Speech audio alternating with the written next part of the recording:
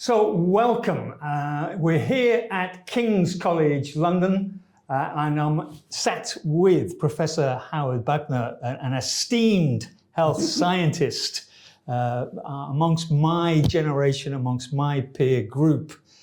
Everyone knows Howard for his chief editorial role at the Journal of the American Medical Association. But before that, also as a chief editor and a professor of pediatrics and public health. Welcome, Howard, to London. Thanks, great Jim. to have you with us. It's wonderful to be here. Yeah. Howard has been here for several days and being given masterclasses to the faculty and staff of the School of Life Sciences and Population Health.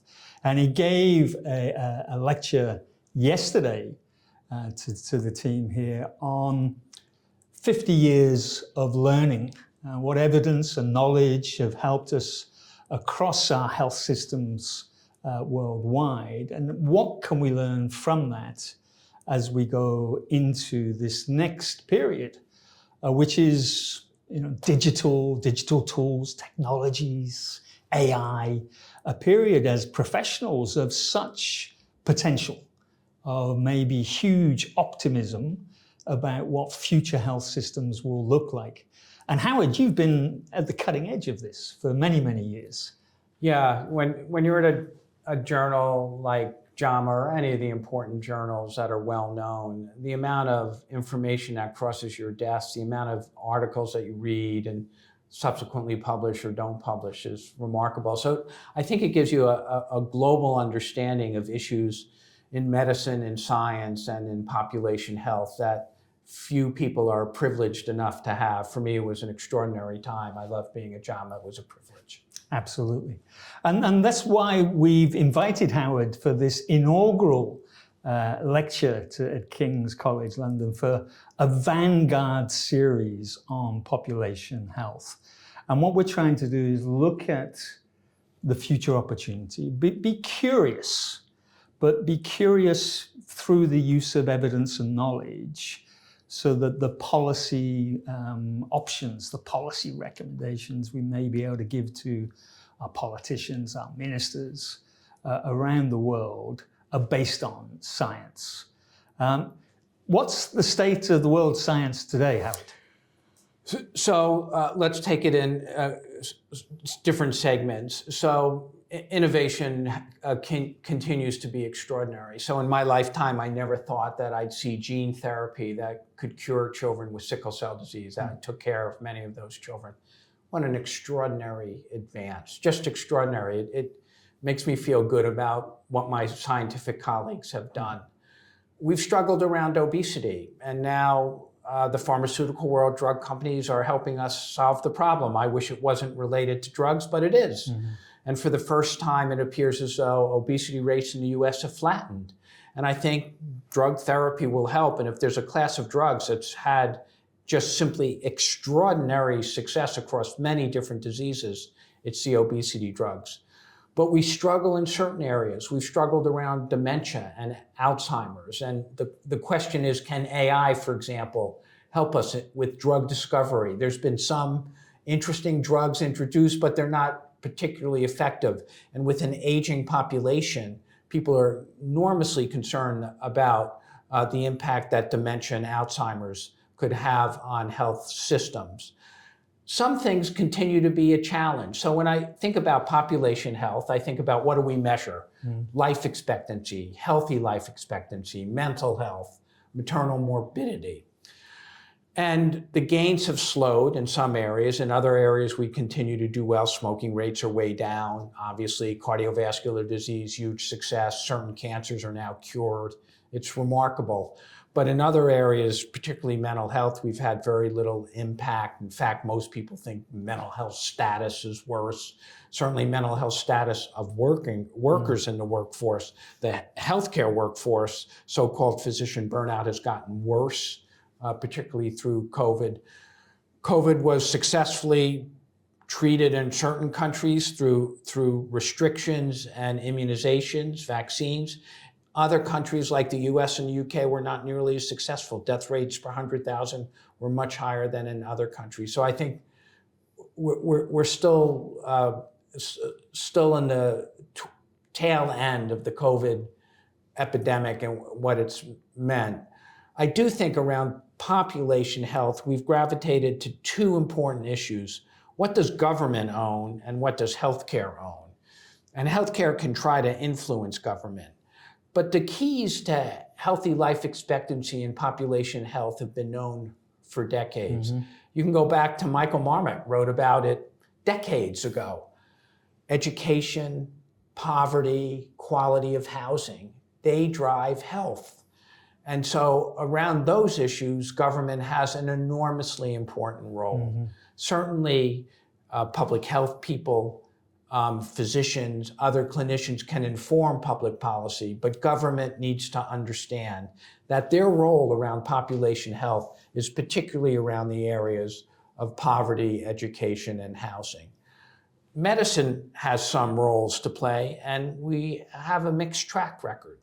Half the people in the world with hypertension are either not treated or undertreated. It's inexpensive. We can recognize it. It's not difficult to diagnose, but we haven't done a very good job. Managing cholesterol, another huge problem. Again, underdiagnosed and undertreated. Both hypertension and elevated cholesterol drive life expectancy. So I think we need to do better with certain common diseases before we get to the more exotic diseases. So you mentioned there, Howard, the whole issue of science and how do we produce our science? How do we create it? How do we publish and disseminate? How do we act on the science? But you also mentioned the whole issue of stewardship, of public government and stewardship to come thing. And are they connected? Is our science and our stewardship from all the work you've done introducing science, are they connected? Is it making a difference? I think up to 5 or 8 years ago, there was a broad appreciation for science and what it meant to healthcare, and public health. But much of that has become more contentious over the last 5 or 7 years, much in the United States, but also around the world. So for example, before the COVID epidemic, vaccine hesitancy around the world was about 1 or 2%. Now it's 15 to 20% worldwide. So that's a sad indictment in the way we've communicated it. It's been made more difficult by some politicians, but we need to do a better job in restoring faith in science and the evidence that we produce. That will be a challenge because the number of manuscripts being submitted for publication in the biomedical sciences has doubled in the last 10 years. And it's not clear to me that we at the moment have the capacity to keep up with that. The other thing is there's so much data now available that it's possible to find any outcome you'd like. So the real question is, how do you ensure integrity in the science that's being produced? And I think that's going to be an important theme over the next 5 or 10 years. And we've heard in your lecture yesterday and in the discussions with the faculty and students here, this research integrity, which as an editor-in-chief, was key. But there are many challenges against research integrity: the volume, the digitization, the commercialization of knowledge, and then the challenge around how we produce it for whom. There's been some, obviously in terms of the population health at a global level, this whole issue about that colonial models and heritage, which introduces wealth, race, gender into the discussions. What's some of your appreciation of this? What's some of your perspective? There's been extraordinary challenges about health and healthcare in what people often refer to as the global South. And I've been impressed that I would say over the last 2 decades, in part because of a seminal series of papers that was published in Lancet about global burdens of disease. It came out of the University of Washington's group. I think it really alerted the world to problems in the global South that potentially are curable. Malaria, tuberculosis, some other diseases. So I think there's been enormous attention to those over the last 20 years. I fear it's stalling for different reasons, largely financial. And we will see what the next 10 years brings in those areas.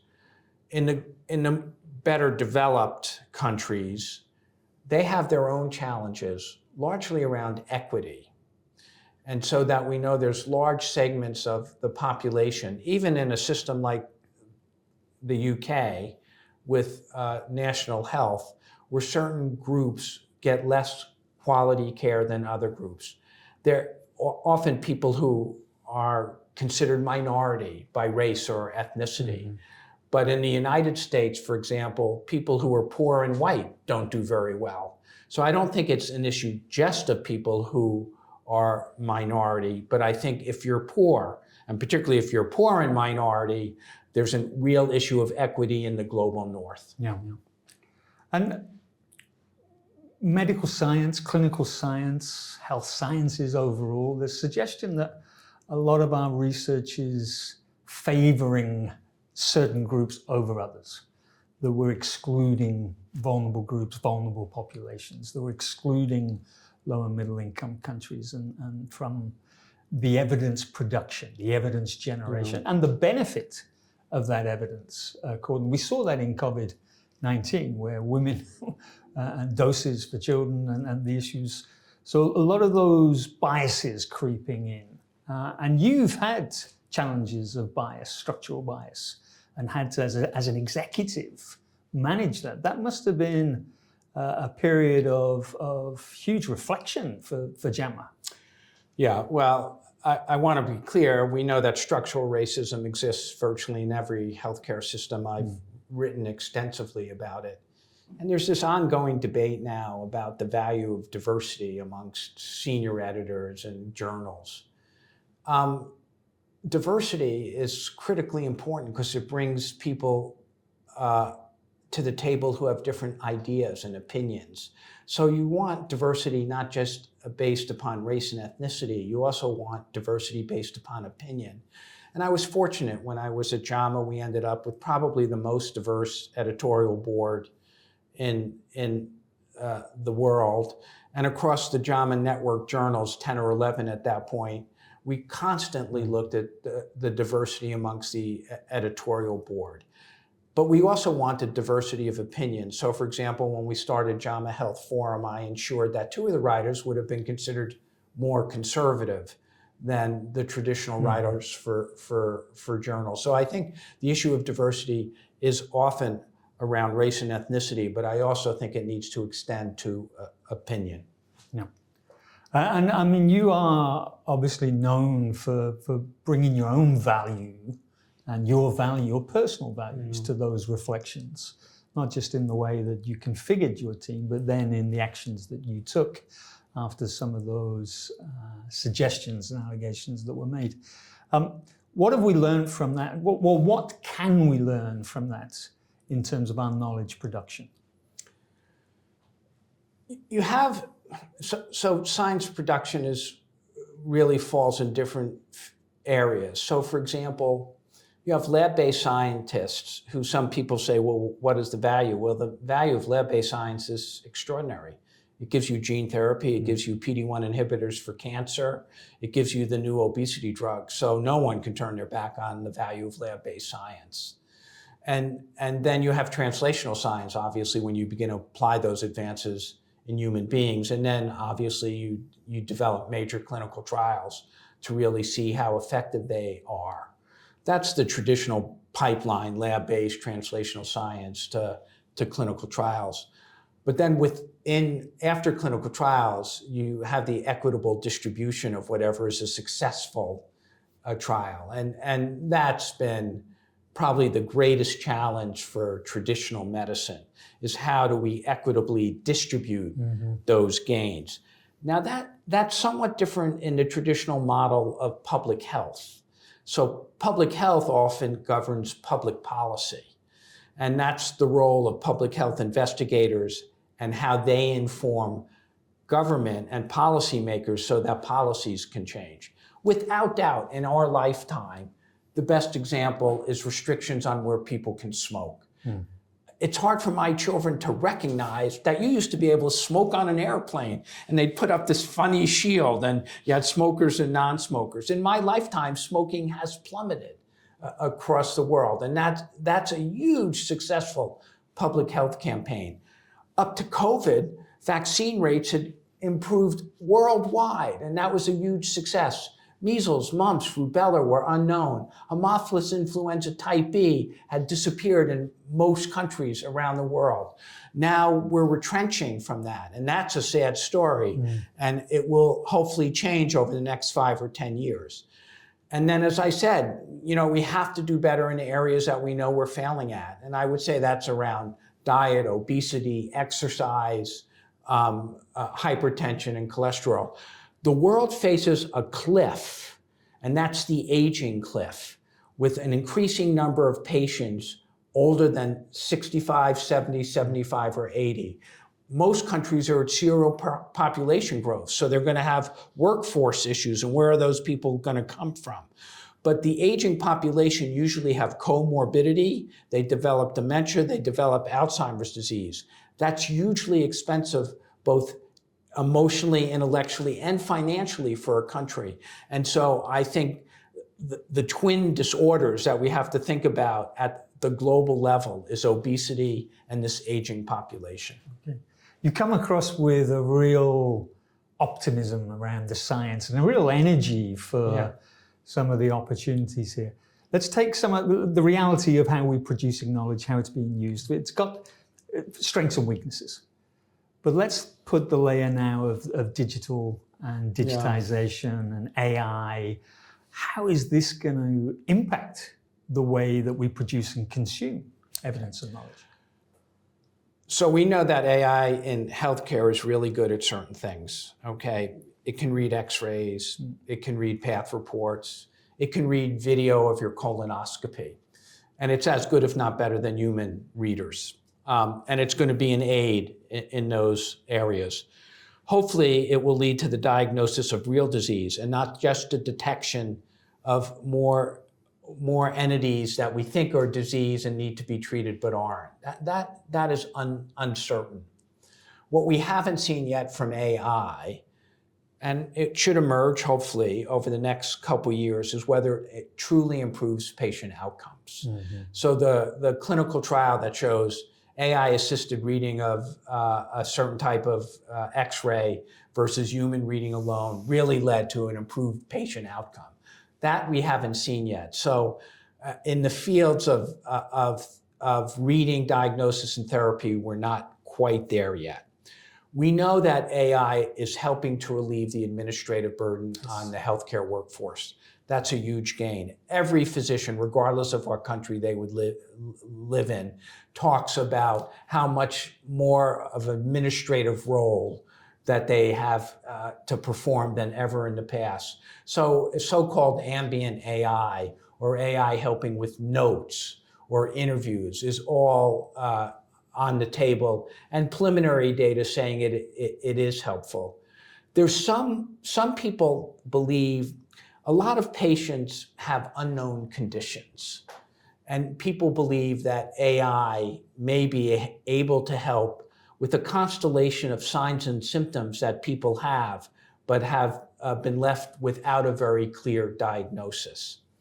The other area that I think will be of great gain in resource-rich countries is I think there's emerging data that some people have a particular diagnosis and do poorly, but if you look at their genome, like in whole genome sequencing, actually they have a different disorder and they've been misdiagnosed. And people have talked about that for a while, but there's just been 1 or 2 reports that seem to be indicating that whole genome sequencing may be valuable outside of cancer, where it's largely been operative, and work in other areas to help people make the correct diagnosis. Now, this is very different in resource-limited countries where that may be not available. Yeah.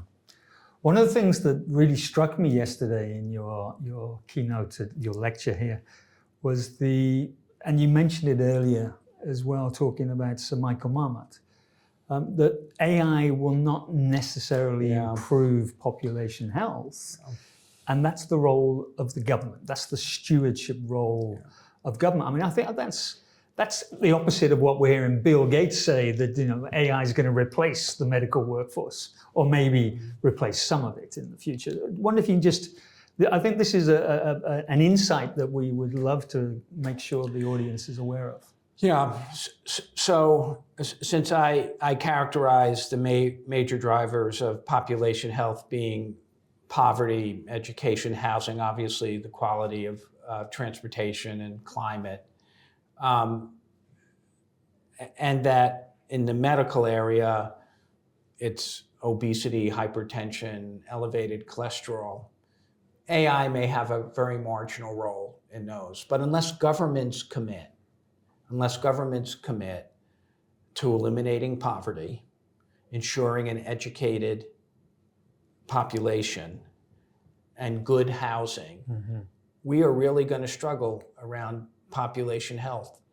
The largest driver of health outcomes is one's financial status. So when you look at virtually any data set and you disaggregate it by financial well-being, people who are better off financially live 10 to 15 years longer.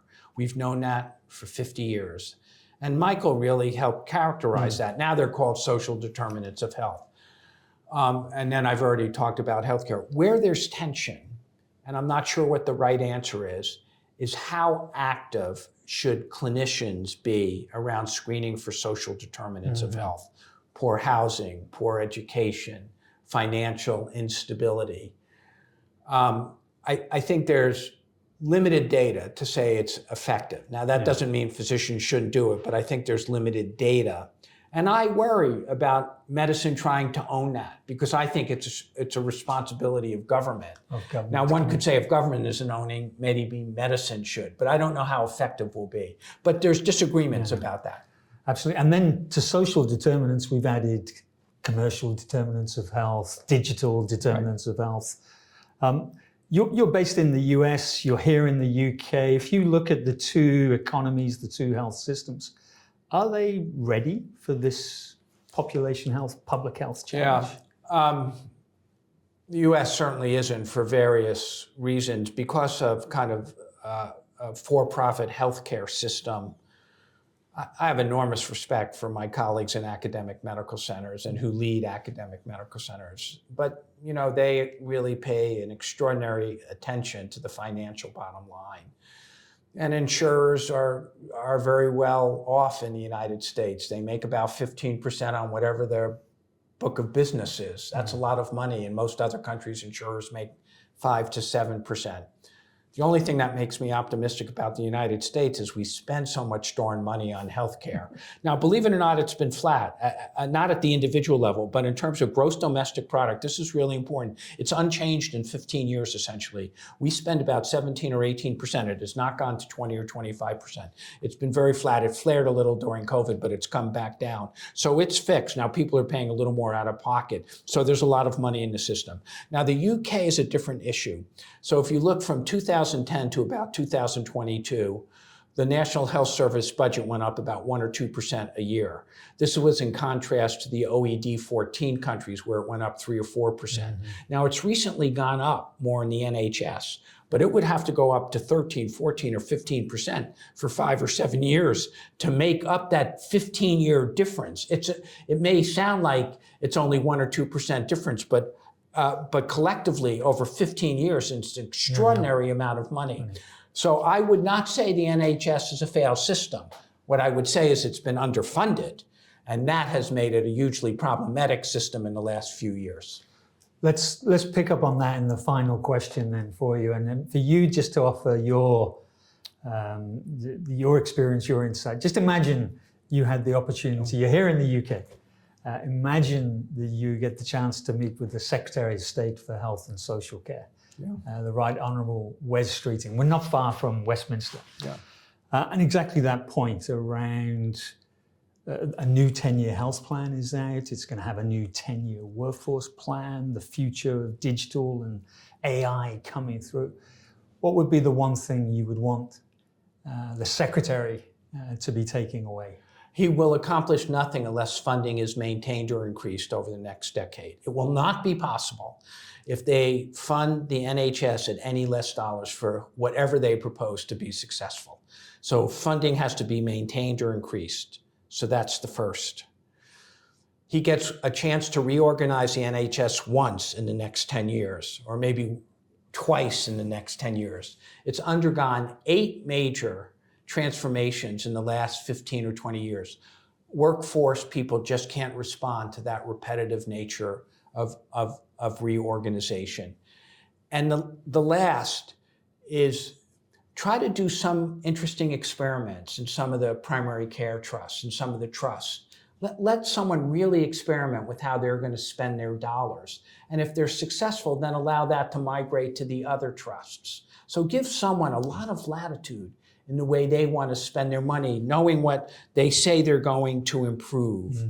And then the last, he has to pay attention to the individuals who aren't getting appropriate care and why they're not getting appropriate care. This inequality of care that exists in any healthcare system. Wonderful, thank you, Howard. So there we have Professor Howard Bauchner giving some suggestions there around evidence informing the public policy backed by financing at scale, called intentional investment into that policy decision, enabling the workforce to be innovative and curious to expand opportunities, and that's in the 10-year health plan and the 10-year workforce plan, to try and create an environment for them to thrive.